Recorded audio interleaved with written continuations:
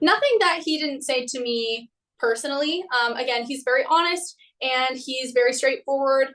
I think the speech was a shock, but he has to do what he has to do to improve his game, and in that moment, he felt that that was necessary. So I respect Hisam for doing what he needs to do for himself. All love to Hisam.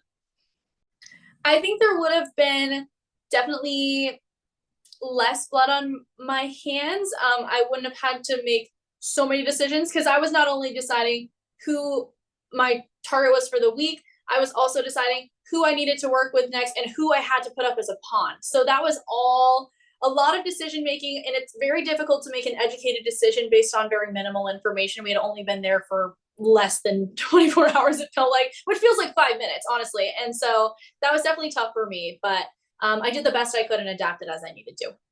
No, definitely not. He actually, he asked me to not tell anybody. And I am a woman of my word. So I was going to keep that little secret to myself. I don't think in the end it would have really made a huge difference in his game.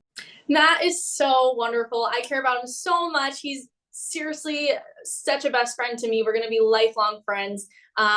As far as anything else, I think that's going to be a bridge we cross when we get to it. I want him to focus on the game. That's what I went into the house doing, is focusing on my own game. So we shall see, but all love to Matt. I'm going to miss him like crazy.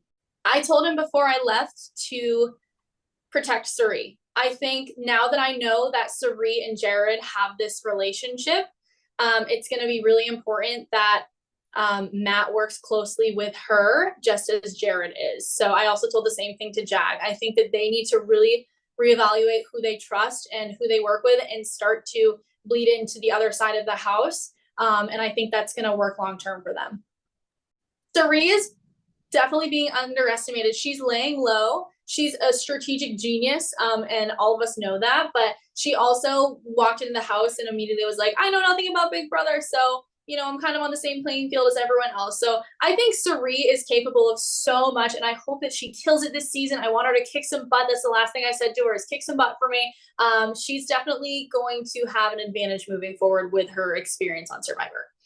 I have so much love for Cameron. He was there for me in times of weakness.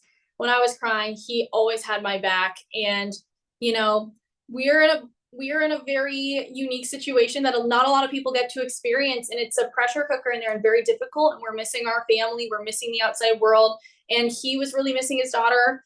And I think he and I had a very light and fun relationship, and it just reminded him of home. And if we can, any little piece of home that we can share together is really important. So I absolutely love Cameron. He's a wonderful friend.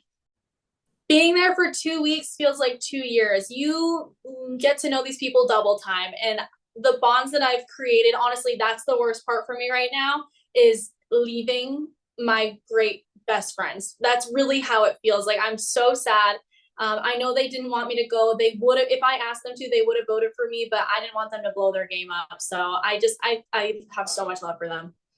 Go Felicia. She is awesome. And I know that she is ecstatic right now. She deserves it. She is just such a breath of fresh air, such a light. I can't wait to see what she does with it.